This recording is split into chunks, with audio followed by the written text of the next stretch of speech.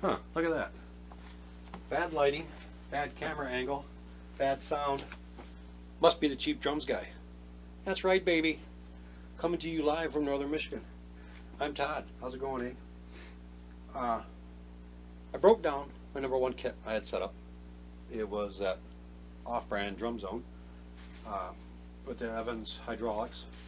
And I'm setting up my #2 kit, which is a Sound Projection Lab kit. It was a 4-piece originally, but I also picked up an extra 16-inch tom for that. So that's what I'm setting up right now. And since you were, found this video and you're watching it, taking a break from watching your cute kitty videos, you can watch this, and I'll even tell you a story. And at the end, I'll even show you how to properly tune a tom in less than a minute without using tune bots, without using all this weird technical crap and doing tippity-tappities all over the shell. My God, they make it. It's not calculus. It's simple. But at the end, we'll talk about that. And I'm wearing a hat because me bending over with the crazy light, I don't want you catching a sun flare off my bald spot in the back and burning out the lens of the camera or frying your corneas out. So you are welcome. So without further ado, let's get this crap going here. Now this is the 16-inch floor tom that my friend who works at Goodwill told me that popped in. It is also a Drum Zone brand. It was an orphan wandering around northern Michigan all by itself, and so for $6 I adopted it. Very, very good deal. And it adds a little bit because this kit only came with a 20-inch bass, a 12-inch rack tom, a 14-inch floor tom, and a 13x5 snare. It was a small kit. Beautiful condition, though, great condition. But I wanted, this came in, and I thought it was just crazy happenstance that it did, which is fine. But I got her now. And of course, the wrap doesn't match, but that's all right. And here's the 14. And this kit has Evans EC2s on it. What am I stuck on? Okay, so here we go. And I'm not being as careful as I usually am, just because I'm trying to rush this for the video. But that's my 14 and my 16. Now let's grab the brace.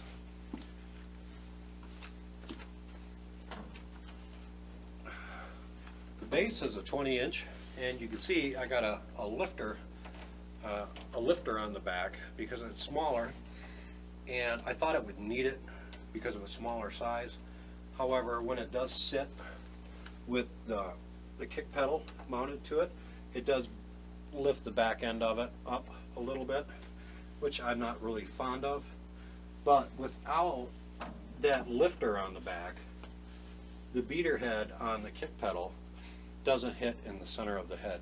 So I just deal with it anyways, because I don't have to keep changing the beater over. Because when you do move the beater up or down, you're changing the way you have to play it a little bit. Your muscle memory in your foot is going to be a little different. But that's there. And the ride cymbal, which I have mounted to an extra boom arm. Thank you, Gibraltar. Now, I don't mount my toms on the bass drums, but I bought that extra arm to mount the ride cymbal, so you got it close by, and it fills that hole anyways. But that's that. Oh, and my 12-inch tom. And while I got the 12-inch tom, before I put it on there, I did something with the head. The batter side head is a little loose, so it's finger tight right now. So I'll do a real quick video, or a little addition to this video, of how to tune it. And it's the easiest thing in the world. Okay. See, I don't have a lot of room here. Now, here it is. This is the 12-inch. And let me use the 14 as a stand for it. Now, the head is completely loose. The lugs are finger tight. And, shut up. The lugs are finger tight. Now, you don't need tune bots. You don't need any electronical equipment. You don't have to get too technical and do taps all the way around it to make sure everything's in tune. If you do it this way, it'll be tuned and tune with itself, and it'll be tuned perfectly. All you do with the tension rods, finger tight, press down on your head. See the wrinkles? All you do, tune your drum key, wrinkle went away, wrinkle went away, wrinkle went away, wrinkle went away, and again, the wrinkles went away. That was what, 20 seconds? It's tuned. Rezzo head was done the same way. That's all you need to do. You don't have to get that crazy and technical. It's just tuning a tom. Snares are a little more tricky fellow though. I mean, but this is easy as walking down the street and passing gas. So, if you're so inclined to do that. But that's pretty much it. It's not rocket science. Don't look too much into it. Don't get too technical. And if you watch this video, you know how to do it easily now. So you can forget the other ones. And those guys are making lots of money off them anyway, so I think they're just more or less speaking to hear themselves speak. But let me attach this kick pedal, and voila, we're done. All I have to do is take all the crap out of the 22-inch and put in the 20-inch, all the muffling, which is a t-shirt, a scarf, there might be a pillow or two, who knows. You know, all the crap that you got to stick in there. But anyways, since I bored you doing all this crap, let me tell you a little story to entertain you a little bit. So, those of you who know me will remember that I said at one time that I'm retired military. I went in 1988 and I came out in 2011, and I spent time in northern South Korea, about 13 months. I lived in Germany for over 2 years, and I've probably been to 20 other different countries. But I also have 4 tours in the Middle East. Not really a vacation mecca, I wouldn't recommend it. But my first time there was Operation Desert Shield, Desert Storm, Provide Comfort in 1990-91. And the war had just finished up, and we left Iraq and we went into a holding position in northwestern Kuwait just to sit and wait to see if anything else transpired or anything else happened. And our unit was there, and we circled the wagon, so to speak, got ourselves in a circular defensive perimeter, and we're just hanging out. In the morning, before sunup, we do what we call stand to. About 5 in the morning, we go out and get all fully kitted up, get all our stuff on, get our weapons out, and go wait just in case there's going to be a sneak attack. Because we always attacked at night, they like to attack at dawn. So we go out, stand to, blah, blah, blah, stand around, pick our nose for whatever. And then when the sun came up, we'd come back to my tank usually. My tank had a wonderful hospital stove my tank commander brought with us, and a percolator coffee pot. Nothing makes coffee, black coffee, like a wonderful old, uncleaned percolator. But anyways, so he would break out the hospital stove and we get a pot of coffee going. And a group of about a half dozen of us would gather around the tank every morning, swap stories and do whatever. So this morning was a rather pleasant morning. It was not like any of the, nothing special. It was a beautiful morning. And we're all sitting there, kind of like, if any of you seen that show, King of the Hill, where they're all just standing there with their beers in the alley, just watching life go by. That's what we're doing. We're just sitting there holding our coffee cups, facing inward. And one of our soldiers, hell of a nice guy, we'll just call him Ray, kind of a bigger fellow. He plodded when he walked. It was kind of funny. almost like a cartoon character. But he was a hell of a sweet person, hell of a nice guy. And a little while before this, a donkey had wandered into our little compound area. And the donkey's hooves had not been taken care of in a long time, and the hooves need to be shorn.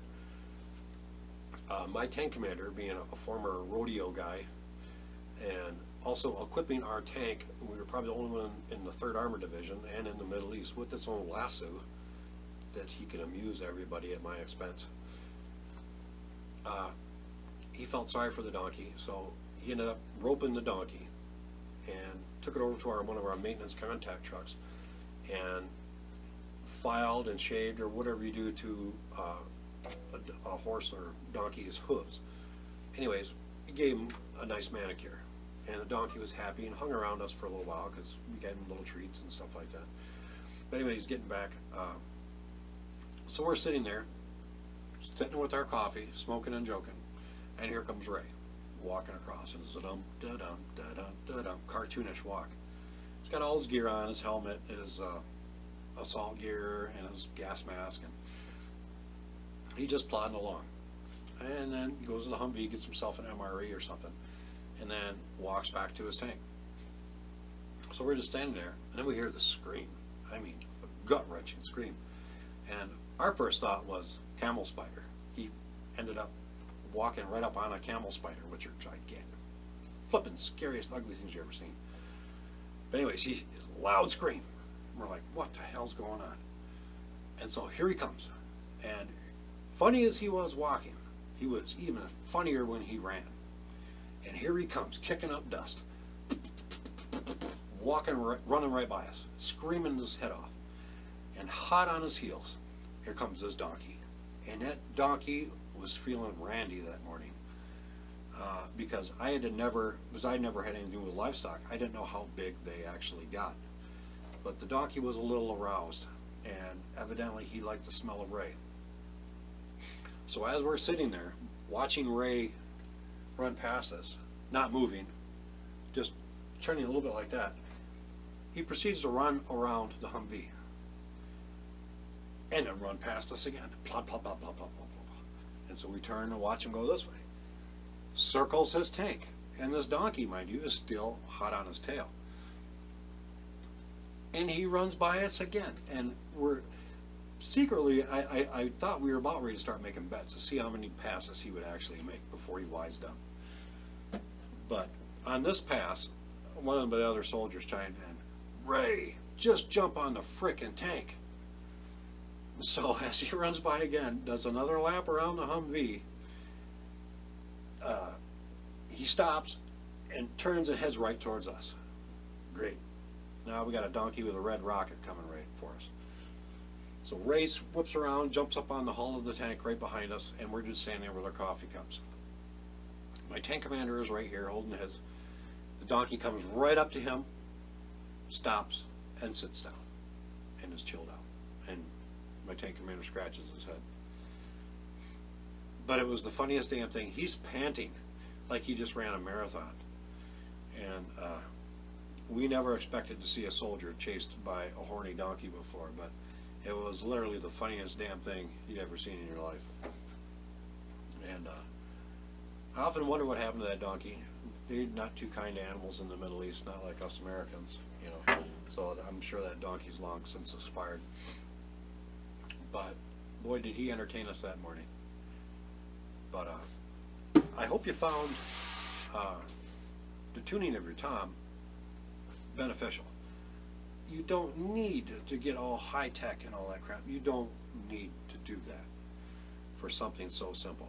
And this drum sounds fine now. It was a completely loose head. You saw that. It was finger tight. Now it's tightened up. Sounds fine. I will put a moon gel on it because I like to tone it down just a little bit more. Perfect. And it took less than a minute. But that's all I got. My drum set switched out. I do have to add the stuff into the bass drum to mute it a little further. But yeah, I hope you enjoyed the story, and I hope you found that, like I said, beneficial. I'm I'm Todd, the Cheap Drums Guy. Now you can go back to watching your cute and fuzzy kitty videos. Have a great day, people. I don't get paid for this.